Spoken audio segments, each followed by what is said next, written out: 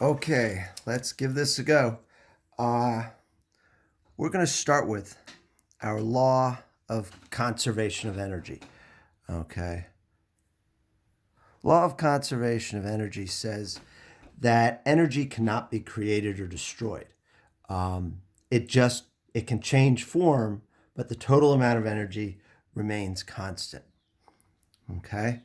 And so, as we said, we're going to be dealing with gravitational potential energy. That's going to be G, P, E, uh, and kinetic energy, K, E.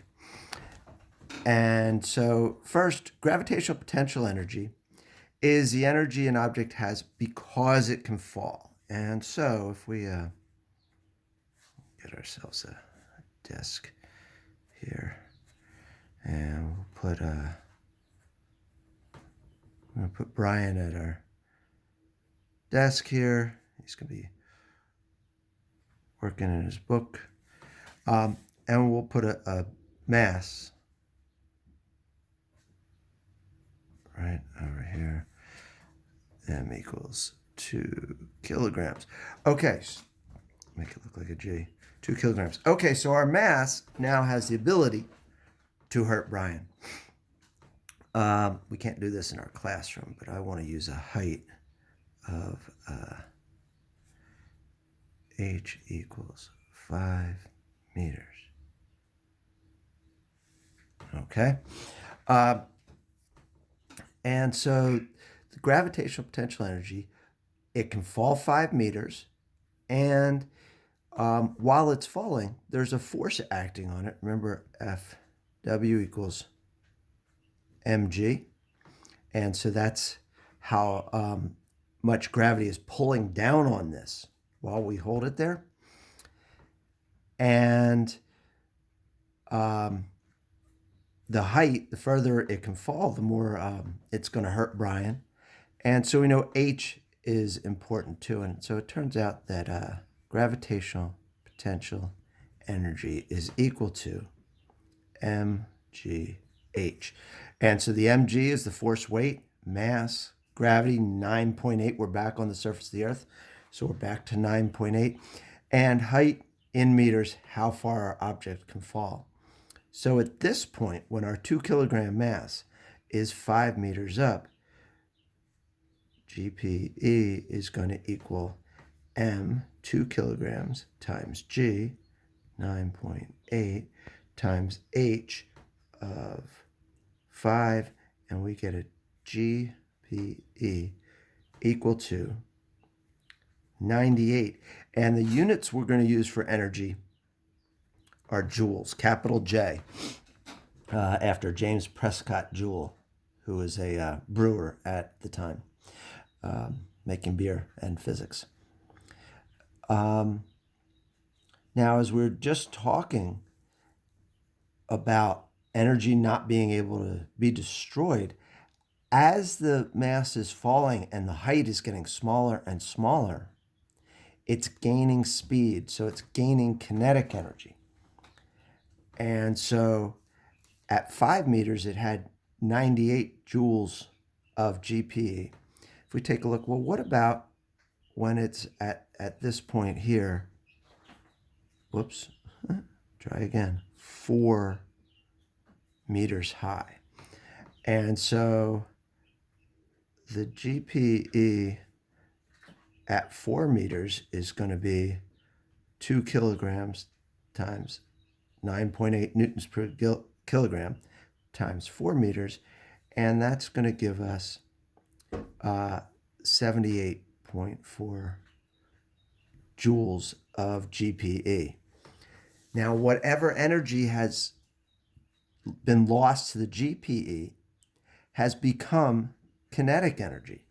And so the kinetic energy at 4 meters is going to be the difference in the two gravitational potential energies.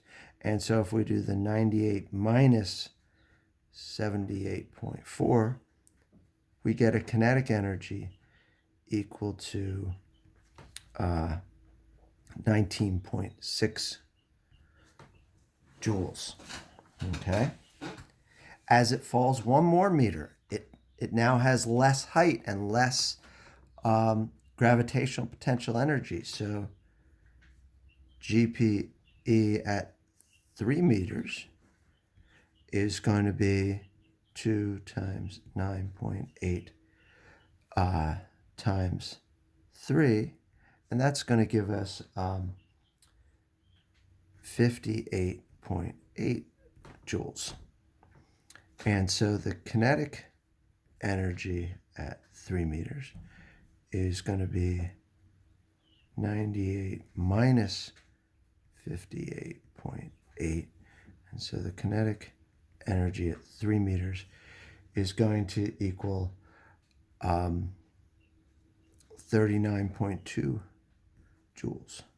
So the total energy, the gravitational potential, and the kinetic are always going to add up to that 98 joules that we started with until the mass hits Brian, and then there's other things happen. The energy doesn't go away, but it's no longer gravitational or kinetic.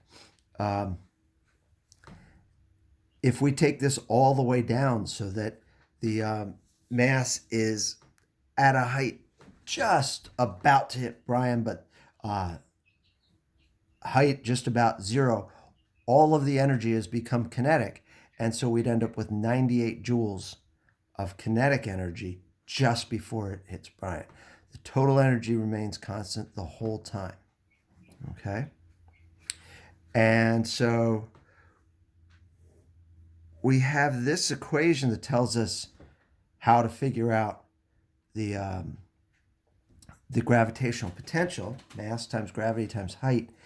There's an equation for kinetic as well. And as we know, as we drop a mass, it's going to be going faster and faster. And so when we think about what are the things that will influence how much it hurts Brian, how fast it's going, and how much mass.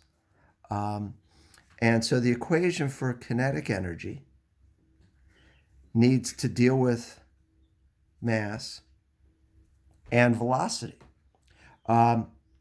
It's not just mass times velocity. It turns out that it is 1/2 mass times velocity squared.